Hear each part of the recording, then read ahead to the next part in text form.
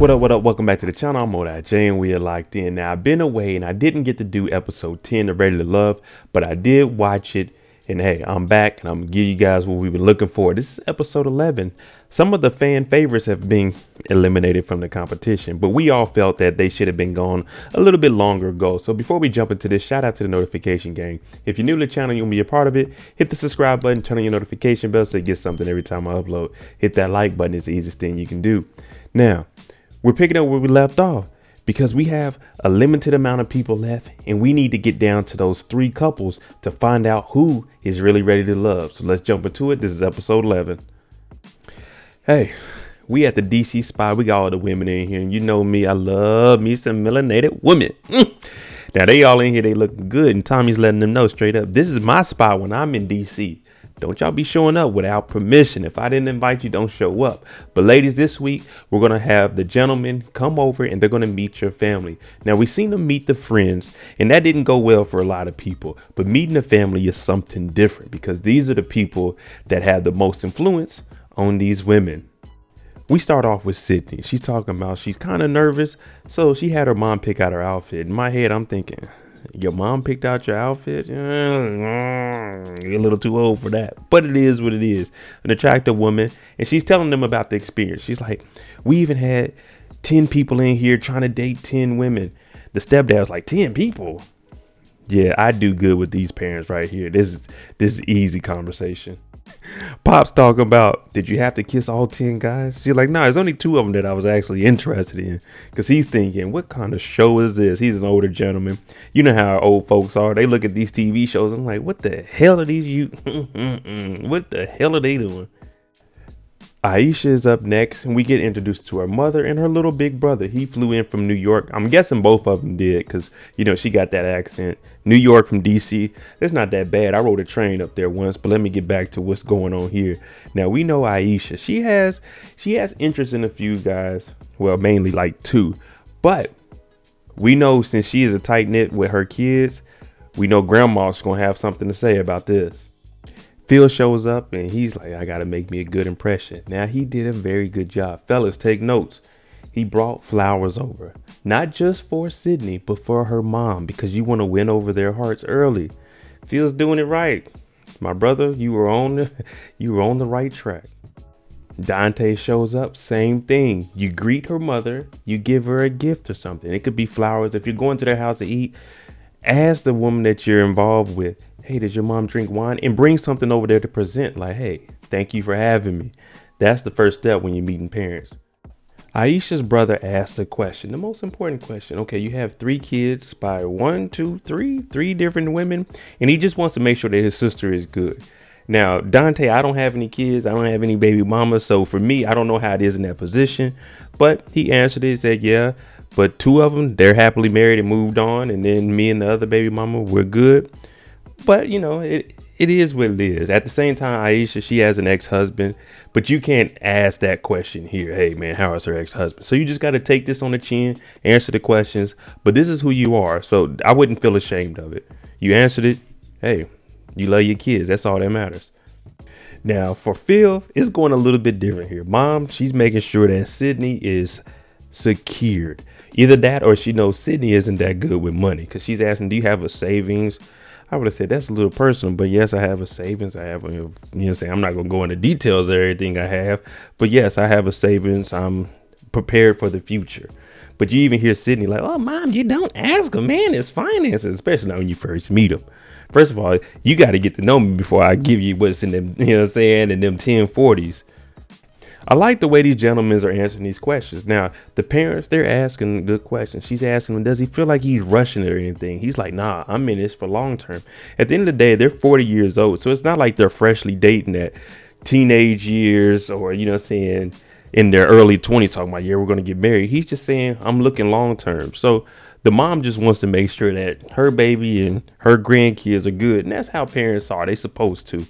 And Dante, he's answering the questions. Hey, I mean, I give him a A, not A plus, but I give him an A because he's answering all the questions correctly.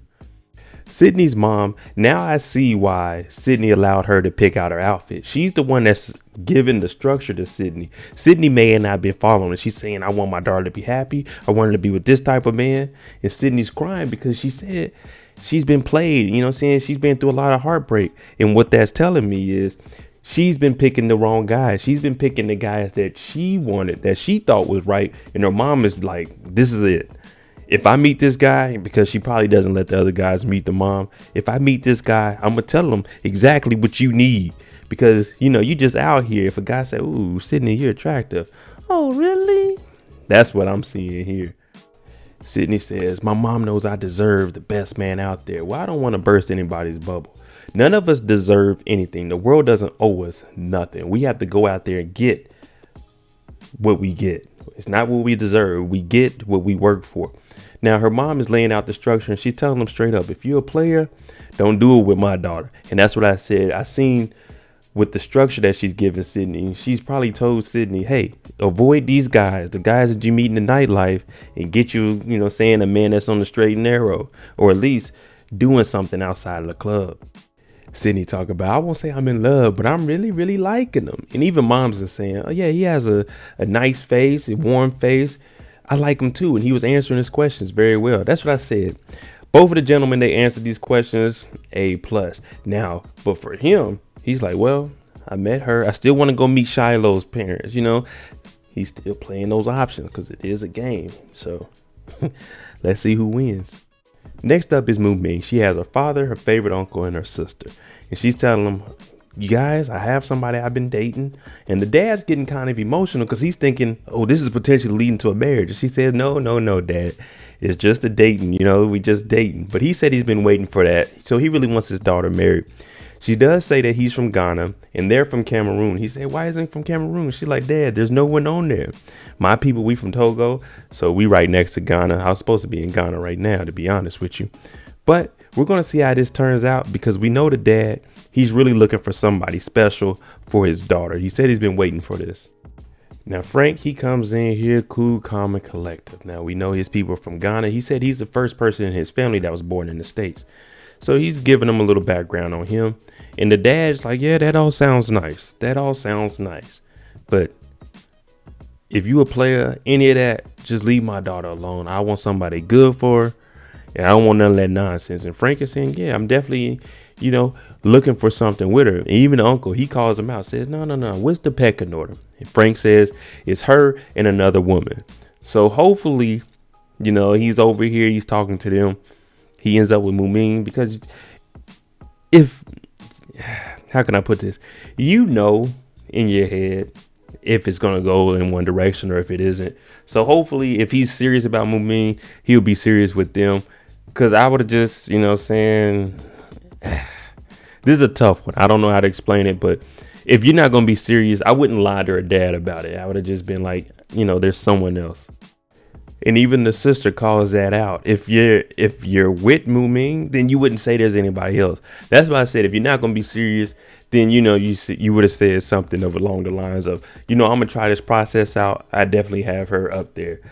That's what I would have responded with. I wouldn't have, you know what I'm saying? You already know people going to call that out. So I don't know. That was a tough one, Frank. You didn't really answer that one good. I mean, you answered the questions about your personal background good. But when it came to the answers that the father wanted to hear, I got to give you a C on that one. See, the uncle is smart. He heard it exactly how it was. It's a process. And that's why I say if Frank, if he wasn't going to be with Muming, then I would have said, I'm going to try out the process and see where things go from here. But she's definitely up there. So, I mean, in a way, he answered it. So I'm going to take that C up to a B. But yeah, that's definitely a tough one. I wouldn't lie. But if I felt like it wasn't that too serious with Muming, I would say I'm going to try the process. But she's definitely in my top 2. Something similar to that. Phil and Shiloh, they meet up with Tommy because they had a disagreement. Well, a little argument at the club. And it was all because she said, you know, I'm choosing you. I like you. I want to pick you. And he said, oh, that's sweet.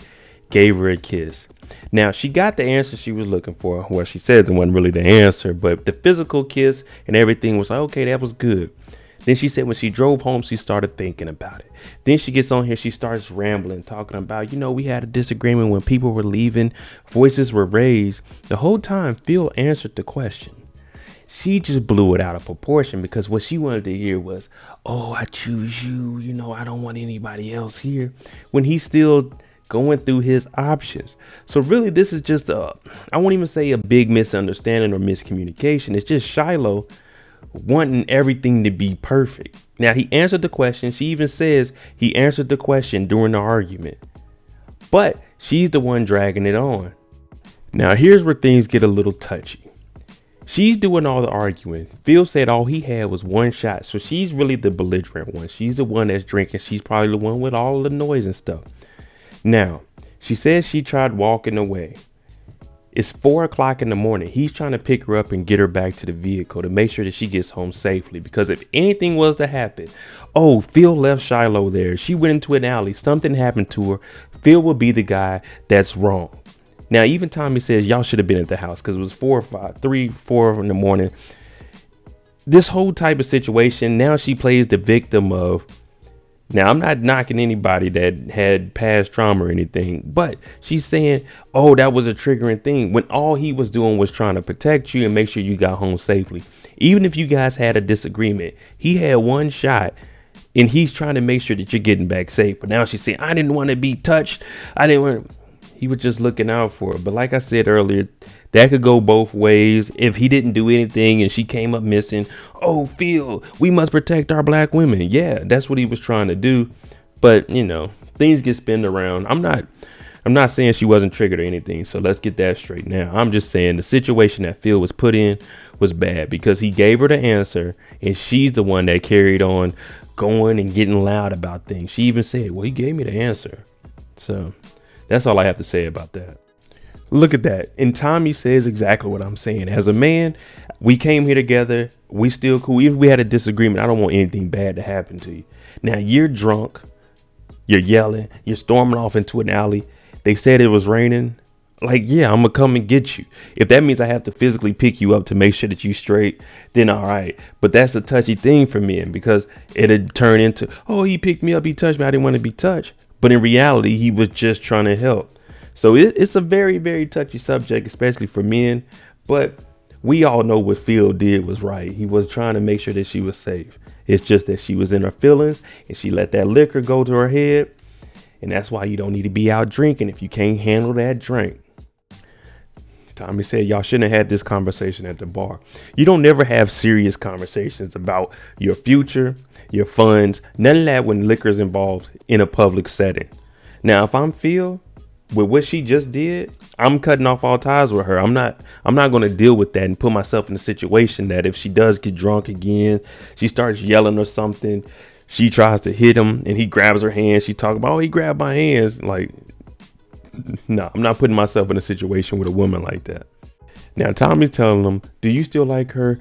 Do you still like him? Are y'all going to let this little bump in the road hinder what you guys could potentially have in the future? If I'm Phil, I'm like, hell yeah, I'm not dealing with this. Phil's older than I am. I'm 36. But if I'm in a situation like this, I'm good. No, I'm not going to deal with this because I know it can get real ugly in the future. So I'm good on this. I'm just going to call Sydney back up. Hey, does you, your mom, and your stepdad, y'all want to go eat or something? You know what I'm saying? We can go grab something real quick. Mr. Walter shows up in the suit to Sabrina's house. Now, she has her cousin, and they're going to be doing it via a camera. So probably like Zoom or something. But I think that's the best thing because I would have said, I don't know if I really want to be in a room with people if they ain't vaccinated or we ain't got no mask on. Now, Frank shows up. He sees Sydney. He's like, oof, sheesh. He talking about she got body, yaddy, yaddy, or whatever the hell. Megan, hey, look, fellas, I better not ever hear none of y'all saying no body, yaddy, yaddy. Like, he said this shit on TV. But he shows up. Now, Sydney has her sister here, and she told her, grill them. I want you to get the answers. Dig deep. Now, see, our boy Phil, he didn't get that treatment. He just got to meet mom. Now, sister's about to drill him. She asked Walter, what drew you into Sabrina? He said, well, when we first seen each other, no verbal communication. We just locked eyes on each other and started giggling. Sabrina talking about we still do that now. She wants to know, Mr. Frank, do you want to be married? You want to have kids? Now, I don't know if they cut the kids part off, but he was like, yeah, I could always see myself being married. I'm with you, brother. I mean, I might get married again, but kids, man, if I ain't having them in like the next 2-3 years, then yeah, it's over with for me. Next question for Walter. How do you feel? Because you normally date women that are younger. Now, they making it seem like he's dating women that are in their 20s. It's probably, he's what, 41? So he's probably dating women around 32, 33 like that. She's saying, how do you feel about dating Sabrina, who's a little bit older? He's like, well, I'm really looking for a woman that I can cherish. The age really doesn't matter as long as if it's legal consent, you know, saying and of the legal age. But I'm just looking for a woman that's going to be there for me. They didn't call my man Frank slipping. The sister asked, so are you dating anybody else? Oh, this is an easy question. Other than Sydney, yes, I am currently seeing someone else. We're going through the process right now of trying to figure out who we're really with. But honestly, Sydney's right here, and that's who I'm here to talk about. And this is where I'm really pursuing. That's why I'm here. That would have been an easy question to answer. But he kind of stumbled up and he said that Sydney, you know, she's in the process. You know, I don't want this to end. You got to be a little bit smoother than that. That got to be off the top of the head, like boom, boom, boom. See, he done dug himself a hole. Now he said he's dating 2 women. He's saying, but I enjoy the time with you. And she's like, are you saying the same thing to Mumin? I just said, well, me and Mumin has have nothing to do with you and I right now. You and I are talking. I'm here. I want to pursue what we have. You got to eliminate any of the other women because he's not asking, oh, did you have what's old guy's name? Phil, did he show up and meet your mom? Like, nah. So you're not going to tell me what you and your guy had going on. I'm not about to go into detail with what me and Mumin have going on. But that's a slip up on Frank. Now, she was good to call him out on that. And y'all know normally I'm on the men's side, but I'm going to keep, saying I'm unbiased. I don't have a dog in this fight. Sydney's sister's like, I like Frank, but you guys are more of like a friendship than a love interest. Damn, Frank, you didn't play that right. You wasn't smooth enough with it. Now, you've been doing good all season when it came to talking to women, but that part right there kind of tripped you up a little bit. The ladies meet up with Tommy, and it's that time of the night where we figure out which 2 guys are going to be on the chopping block and who's going home. Now, we know a majority of these ladies, they have 2 guys. Some of them just have one that they were meeting with. Now, they have 2 guys. One of them that they like more than the other. Some questions that they answered may have knocked them off a little bit. So let's see which 2 gentlemen are going to be on the chopping block tonight. Just to make things clear for anybody that's watching this and misunderstood what the conversation was. Phil didn't do anything but try to protect her. She even says he wasn't trying to harm her. He just took things into his own hands. Well, she was drinking. She walked into an alley. It was raining outside. He was just being protective. That's all it was. Now, for Shiloh, she felt like he didn't give her space in that moment. So she said, oh, that's not good enough to meet my family. So that's where it is. Shiloh was being protected by Phil. She didn't want that. She wanted to walk off in the rain like a movie. He run up and I don't know. But all he did was try to carry her to make sure she got home safely. Sydney talked about, I ain't never seen none of that before. I mean, yeah, he shouldn't have picked her up if she said no. But even Sydney saying, I haven't seen that side of him. He was just trying to protect her. So, I mean, like I said, I'm not really going to speak on it too much. I know it's a sensitive subject for women. All I'm saying is Phil was trying to protect the woman that he was out with. And, it had to be the liquor involved. That's all it was. Can't handle that liquor, don't be out, man. That's what I always say. Shiloh's meeting up with Phil and they're talking about everything that transpired. Now, this is also part of the elimination process. And she's saying, I had to reevaluate after what happened. And he's saying exactly what I said earlier. If you go down that alley and something happens to you, then all the blame is going to be on me. And she says, oh, well, you could have just followed me. If he would have followed her, let's be serious right now. If he would have followed her down that alley, she would have been yelling, why are you following? Leave me alone. And then she would have turned the story around and said, oh, he was following me down the alley. Now, I'm not discrediting anything that she's saying about past traumas. Phil was looking out for a woman that went out with him, a woman that he was close to that was drinking, walking down the alley while it was raining at 4 a.m. He made a judgment call. And she's just, I'm not victim blaming. I don't know how to explain this, but everything that Phil is saying and the girls are saying and Tommy is saying, like, Phil did what Phil was just trying to protect her. Now, however she feels, that's irreversible. Let her feel that way. We respect it. But I would be like, man, all right, cool. It is what it is. You feel your way. We can go our separate ways. I'm just going to go hit up Sydney and I'm going to pursue, pursue the other women and continue with my life. It's over, Phil. He asked, do you feel like I was trying to hurt you? She said no, but she says yes, emotionally. Hey, man, there's nothing you can do. As a man, there is nothing you can do. Phil, leave this alone. It's over with. She can feel however she feels. You tried to protect her. It was raining. You wanted to get her home because she was drinking. Fellas, I don't know what to tell y'all. I can't give you any advice on this except for, hey, the relationship with her is over with, man. Don't put yourself in a situation like this, because at any given time you could do something and she could just flip it on you when all you were doing was trying to protect her. Shiloh, I wish you the best of luck, but Phil, I hope you remove yourself from this situation. Tommy asked again, because we don't want any kind of physical harm, nothing to when it comes to women. That's just unacceptable. So Tommy is just making sure that he didn't intentionally try to harm her or anything. She says physically, no. Mentally, she feels like he was trying to hurt her. Now, I don't know what, I don't know what mentally was he, I'm going to pick her up and mess up her mind. I don't know where that's coming from. It is what it is. But she says she's removing herself from the situation and her journey on this show is over. I respect Shiloh's decision, but Phil, this was a good thing for you. I mean, you guys, you were off to a good start. We thought you two would last. It didn't. So Shiloh, she's removing herself from the show.